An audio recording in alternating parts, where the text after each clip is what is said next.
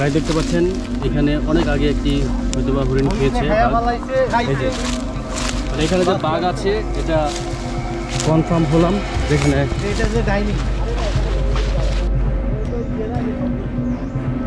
আমরা এখন বনের ভিতর দিয়ে হাঁটছি।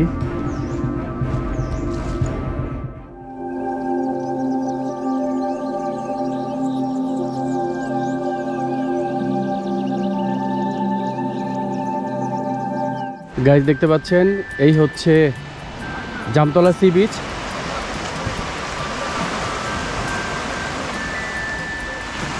সমুদ্রের ঢেউগুলো এসে সি বিচে আছড়ে পড়ছে। সুন্দরবনের দক্ষিণ পূর্ব কোণে মংলা বন্দর থেকে মাত্র 90 কিলোমিটার দূরে কটকায় জামতলা সমুদ্র সৈকত অবস্থিত। সৈকত এলাকায় ছোট বড় প্রচুর জাম গাছ থাকায় এই সমুদ্র সৈকতের নামকরণ করা হয়েছে জামতলা সি বিচ। গাইস আমি এখন আছি জামতলা সি বিচের একদম সমুদ্রের সাথেই।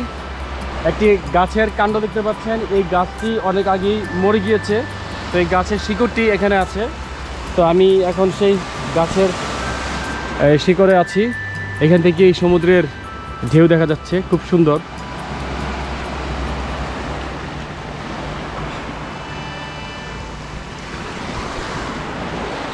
আর এগুলি খুবই চোখা, এখান থেকে পড়ে গেলে অবস্থা খারাপ হয়ে যাবে। তো যাই হোক আমি এখান থেকে নামার চেষ্টা করছি। ও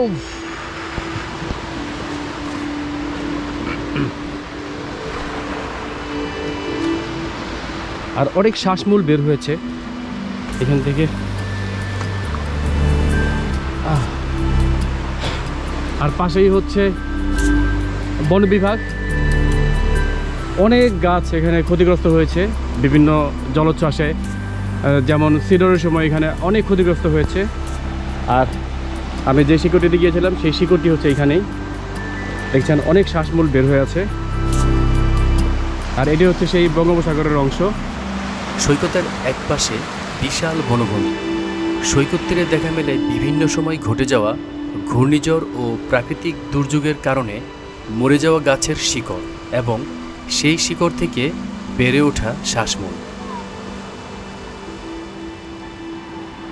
প্রায় 3 কিলোমিটার ঘন সুন্দরী কেওয়া, জাম, গরান এবং কেওড়ার বন পেরিয়ে জামতলা সমুদ্র সৈকতে আসতে হয়।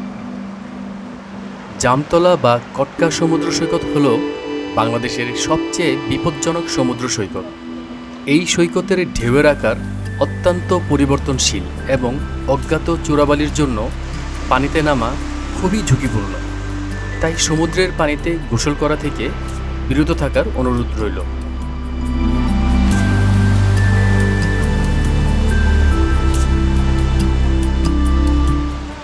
এই পাশটা দেখতে পাচ্ছেন, ওই পাশটা হচ্ছে কুয়াকাটা, এই পাশটা বরগুনা, আর এই পাশটা হচ্ছে কুয়াকাটা। আমরা কুয়াকাটা গেলে যে সুন্দরবনটা দেখি সেই বনটাই হচ্ছে ঠিক এই পাশটায়, ফাতরাচর ওই পাশেই। তো আমরা এখন ব্যাক করব, আমরা যে রোড দিয়ে আসছি এখন আমরা ব্যাক করব জঙ্গলের ভিতর দিয়ে।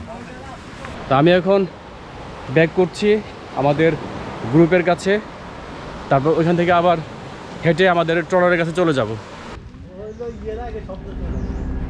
আমরা এখন বনের ভিতর দিয়ে হাঁটছি।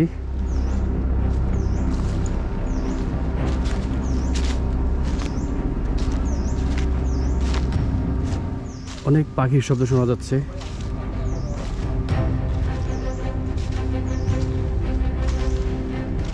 সুন্দরবনের ঘন জঙ্গলের ভেতর দিয়ে চলতে চলতে কখন যে বাঘ আসে এই উৎকণ্ঠা নিয়ে অজানা অচেনা পাখপাখালির কিচিরমিচির শুনতে শুনতে এগিয়ে চলা।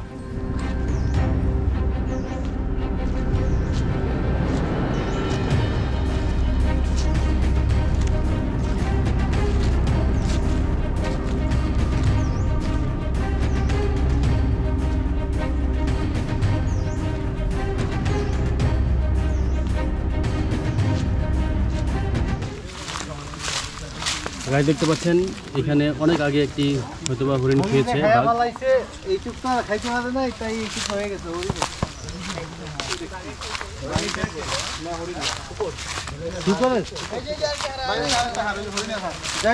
কই কই বাঘে এই খাইছে যে মানে এখানে যে বাঘ আছে এটা কনফার্ম হলাম।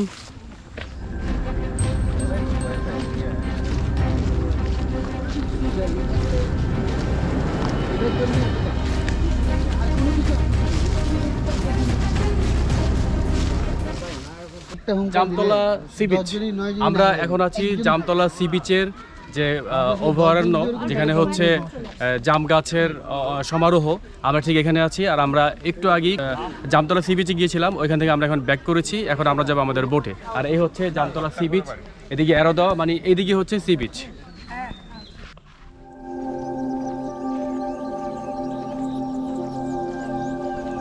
গভীর বনের ভেতর হঠাৎ দেখা যায় হরিণের পাল, বানর এবং বন্য শুকর।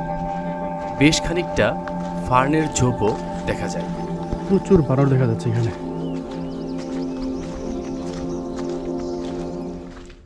অনেকগুলো বানর কি আছে বাঘ। এখানে একটি বানর বসে আছে। ওরা ইনফর্মার, পুলিশের ইনফর্মার থাকে না, তো বাঘ আইলে ওরা সবার ইনফরমেশন দিয়ে দেয়, চিল্লায় জাকি করে। গাইস, এই বাগানের ভিতরে অনেক বানর দেখা যাচ্ছে।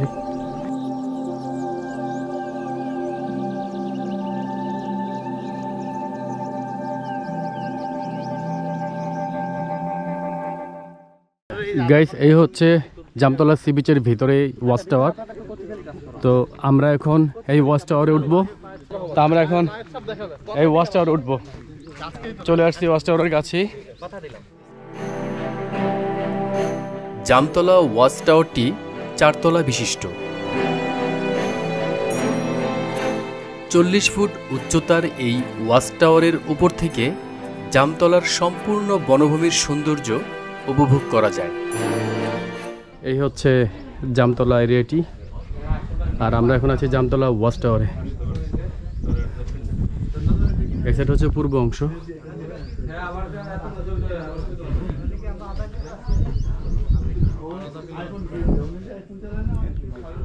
ওই সাইডটা হচ্ছে সি বিচ।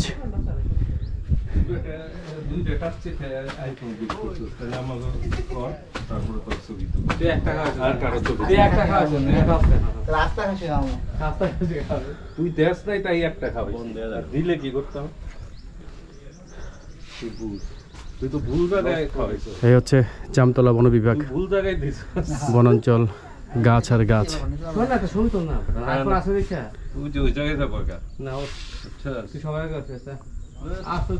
কষ্ট কমেছে সবাই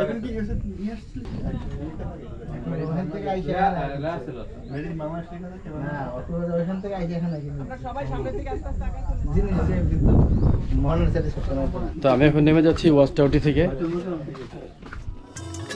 ভিউয়ার্স, আগামী পর্ব দেখার আমন্ত্রণ জানিয়ে আজকের মতো এখানে শেষ করছি। আমার সুন্দরবন ভ্রমণ সিরিজ আপনাদের কেমন লাগছে কমেন্টস করে জানাবেন, এবং ভিডিওটিতে লাইক দিয়ে ইউটিউব চ্যানেল পলাশ ব্লগস বিডি সাবস্ক্রাইব করে আমার সাথেই থাকবেন। ধন্যবাদ।